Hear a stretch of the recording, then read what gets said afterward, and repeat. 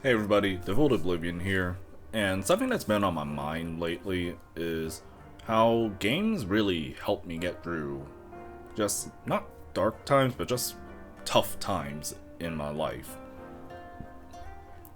I find that games, or just these forms of entertainment media, can also be a savior to some people, and to me, I find that some games came in just the right time in my life to create a stronger emotional attachment to them.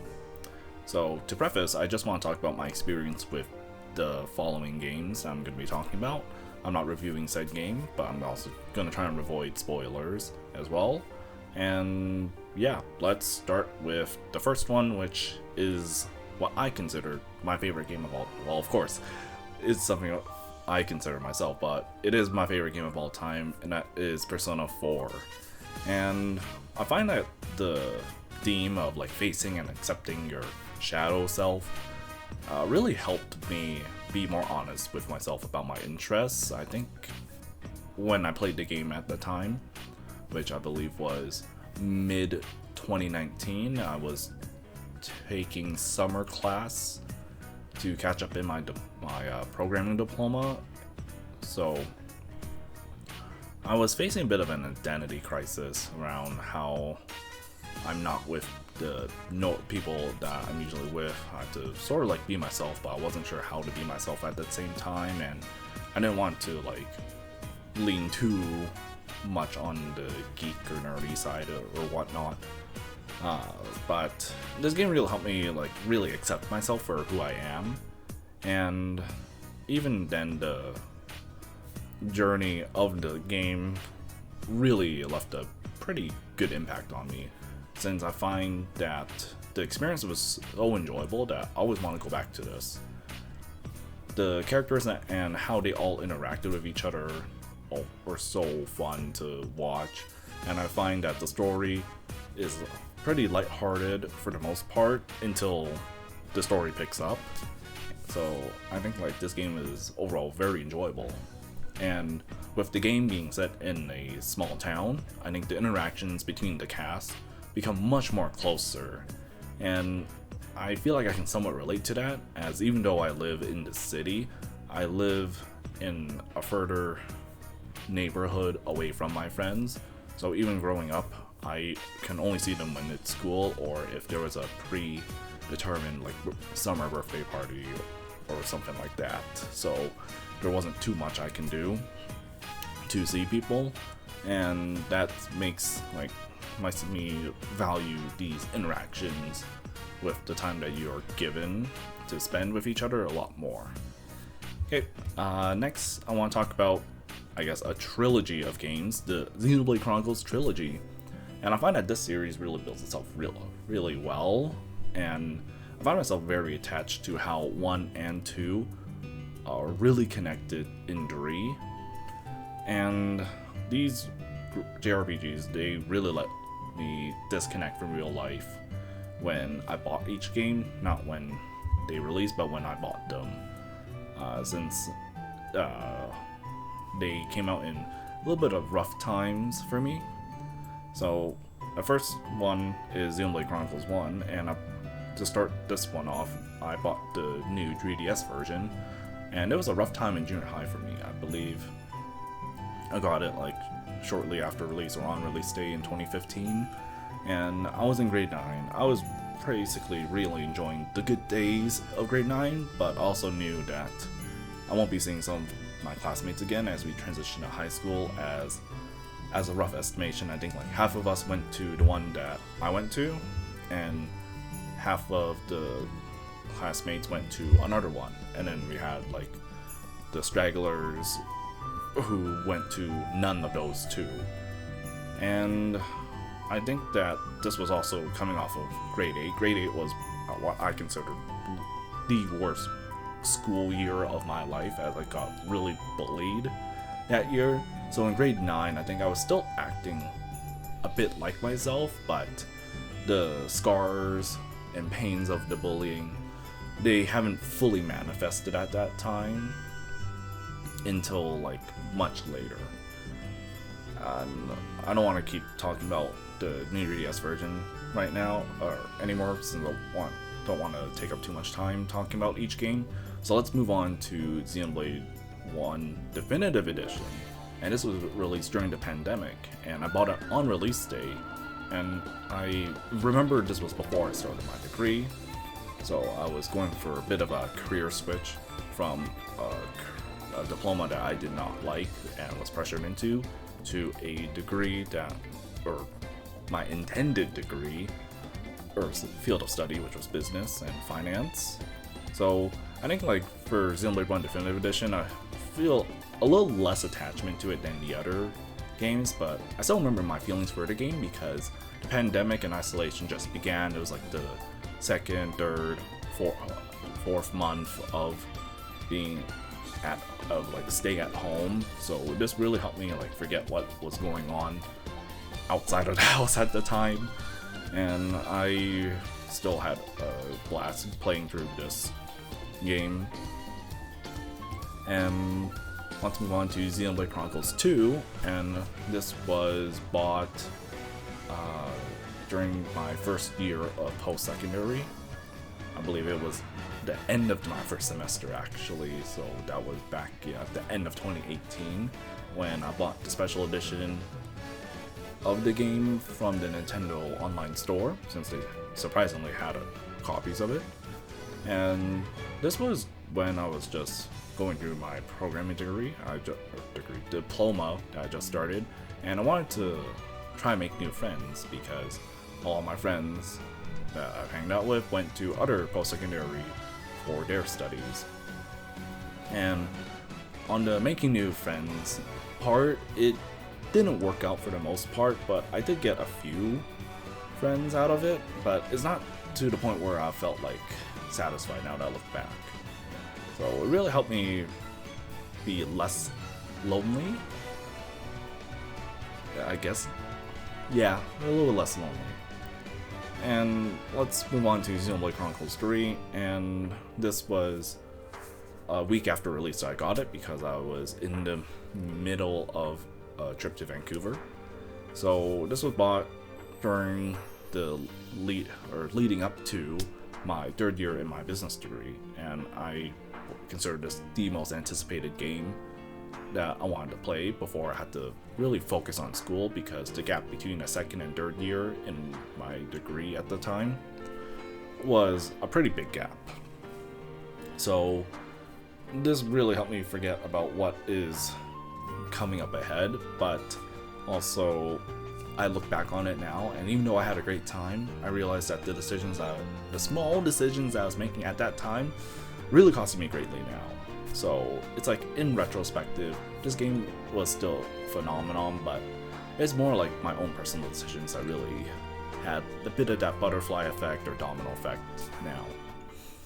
I would like to talk about Xenoblade Chronicles X as well, but I have not played it yet, I have not bought it yet, but I intend to buy it as my next game of purchase as of recording this, as I want to work on the backlog of games that I have.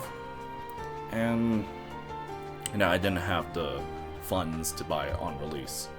Well, technically I would have the money, but I chose not to. Okay, enough about Xenoblade. I want to talk about the next game that really helped me, and that is Fire Emblem Echoes Shadows of Valentia, which I consider, or I really have to stop saying that, but like, it is what I would say my favorite Fire Emblem game. And this game released during the rough time of high school for me. It was, I believe, May of 2017. So we're leading up to wrapping up grade 11 at that time, and grade 11 was not a good year. In fact, it was my worst year academically. I think like it was grade 11 to me was a good year socially, but academically one of my worst. And this game really helped me forget about all of that, as I just decided to let myself be fully immersed in the game, as I was basically accepting of taking summer school like a lot of my friends did. So yeah, I think that the way the game presented itself was really good. Uh, it's a remake of the second game, Fire Emblem game Gaiden, and I think the changes made to the story, aside from how Celica side acted in Act 4, were pretty good. I think that the smaller cast and inclusion voice acting made the journey and playthrough of the game very enjoyable, but I think what sells it is the art style. The art style was very unique for the games I was playing at the time, and it really makes it stand out. And the music was also amazing. It was phenomenal to me. I think it is one of the best video game OSTs that I have heard. And yeah, all of this really helped me forget about what was happening leading up to wrap up of Grade 11 for me. Okay, next let's talk about the JRPG that I played the most growing up, especially in elementary school, which is Tales of Symphonia. So Tales of Symphonia really helped me pass time during elementary school, since I couldn't really like hang out with my friends as we're all kids. So it's like if you don't live in the same neighborhood, you're not really seeing them. So I spent a lot of time alone. And this game, alongside I guess the Baten Kaitos duology, really helped shape my love for JRPGs, and I've played I think Symphonia more than Baten Kaitos, and Symphonia really helped me pass the time during these elementary school breaks, which is basically summer break, which is 2 months, and then winter break, which is 2 to 3 weeks. I don't remember how long winter break is, but I do know that my summer time was spent playing whatever games I can get my hand on because I was going to be that bored. And looking back on this game, I find that it handles racial themes really well, and that the characters are all likable, but to me, I don't really have a clear favorite from the cast. I just like all of them, and maybe one edges them out over the other, but like they're all well received. And I find that the story and world building are really well developed too. There's so much lore, and you're trying to, as a player, or at least for me as a player, try to piece together the chronological order of events that led up to where we are today in the game.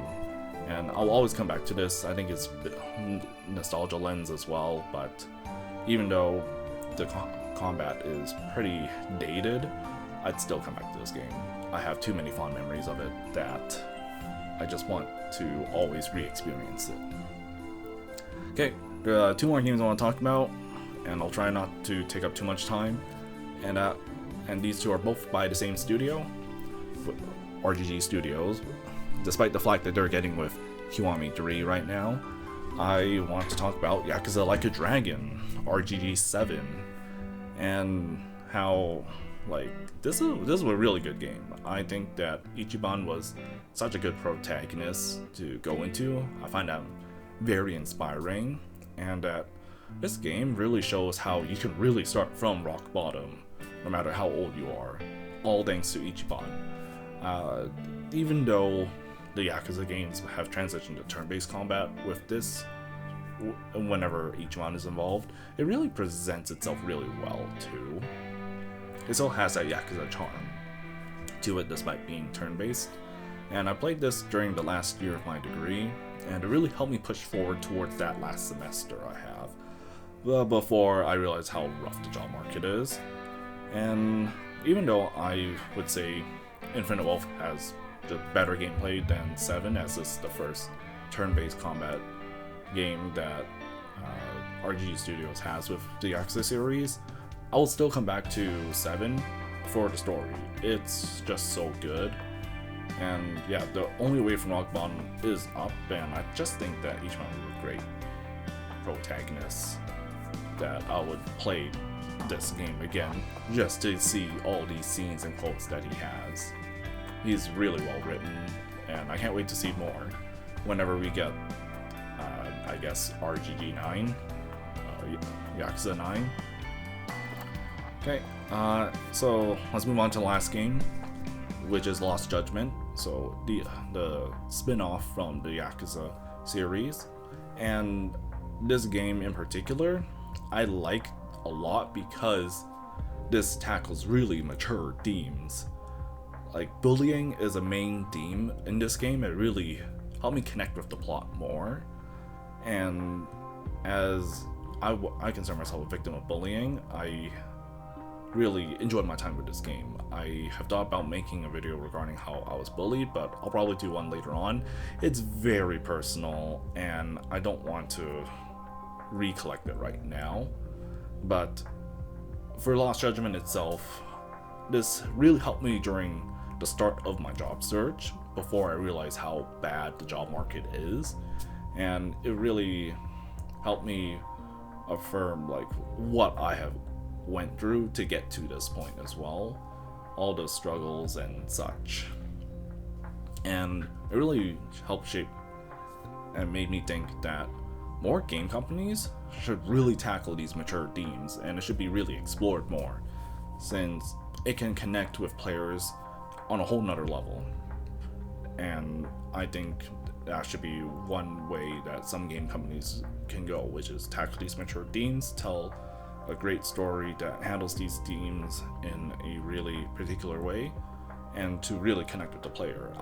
Even if sales aren't as high, if the reception is really well among the people who actually played it, then I think it's a good one. But yeah, I want to end things there. I feel like I've now talked a little too long, but those are all the games that really helped me in some shape or some way.